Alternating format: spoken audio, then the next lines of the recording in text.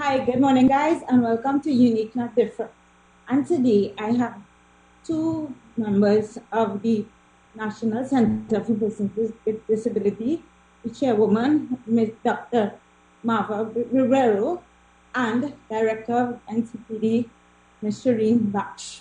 And today we're actually going to discuss the future of education as it relates to NCPD and the COVID-19 pandemic and what it has done in terms of creating a gap within the NCPD and education. So good morning and thank you for coming on my segment. I would start with um, Dr. Rivero. So in terms of NCPD, what exactly in terms as it relates to education does NCPD offer for persons with disability? Okay. Good morning, everyone. Good morning to the listening public. Shamla, it's so nice to see you. Thank you.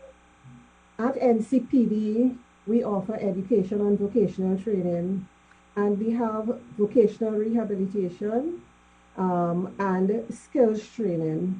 And under skills training, we have agriculture and aquaponics, we have beauty culture, bookbinding and paper recycling. We have food preparation, also our culinary area.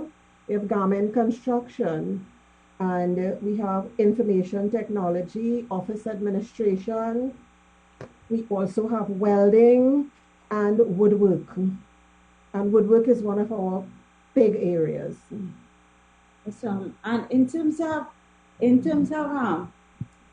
what value would you say that NCPD brings as opposed to other institutions for persons with disability in the educational aspect? You know something? I don't like to answer questions like that because some institutions may think that we are talking Comparing. ourselves up and comparing and talking them Right. down. So what I'll do is tell you the kinds of things Standalone. where we work and let the public themselves see how we stand out, you Yeah. know. Yeah. So I and if we deal with the COVID-19, Mm-hmm. from the very beginning, 13th of March, when it was announced and we had to close, we started our preparation. We had training for the teachers from COL, Commonwealth of Learning. We had teachers, well, we tend to call them instructors. So we had them preparing booklets because we knew that for children with disabilities or persons with disabilities, we could not educate them with just one format. We had to find ways to have multiple accessible formats. And so what we did in that training is worked on the preparation of booklets, colorful, nice booklets that parents who will now be the instructors at home, the Yeah. supporting persons at home, the facilitators at home, caregivers would really understand that format and be able to work with their children. While the teachers, they were prepared to deliver education online.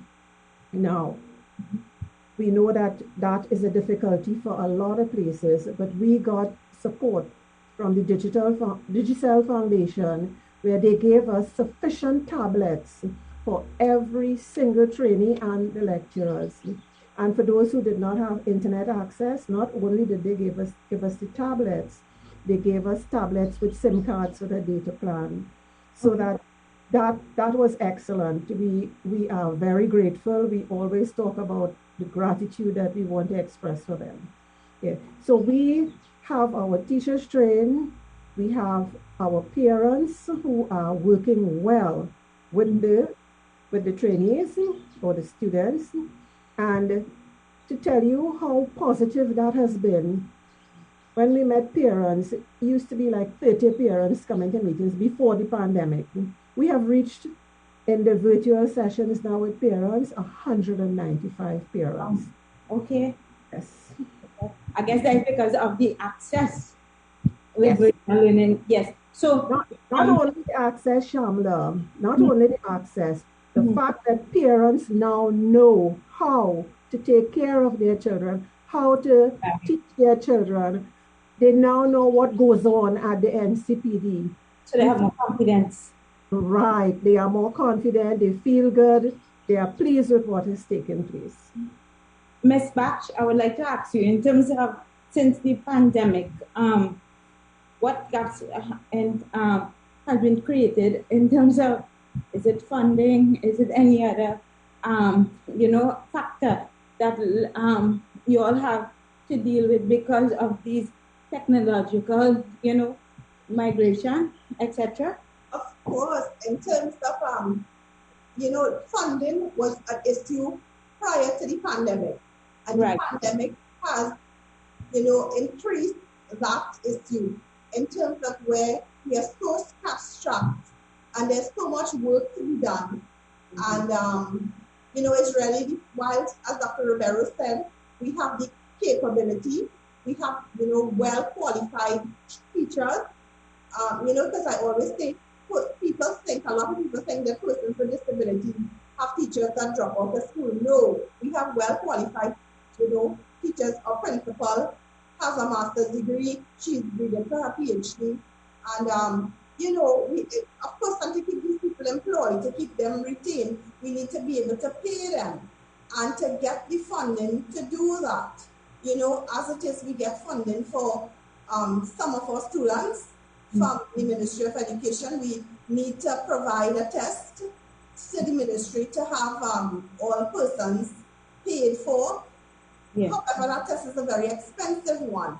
And, if a corporate person listening, a good Samaritan is listening, a donation like getting that test paid for will empower the child not just to have an education, but put money into our coffers as well, right? And that way we can do what we can. Of course, we also always seek the kind assistance of the public, who have always responded well to us, and we continue to ask, for their support. You can go straight to our page and donate. From big amounts, $25, $50, $75, $100. We continue to need that kind of funding to do the work we do.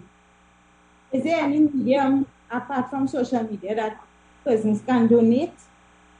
Yes, on our website there is a link that says Big Impact, and that's where you can donate directly.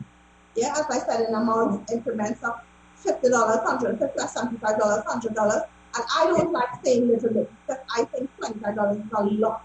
It empowers us, and we are immensely grateful for every amount. And what can you tell me the website name? What is the link for the website? ncpd.charity.tt.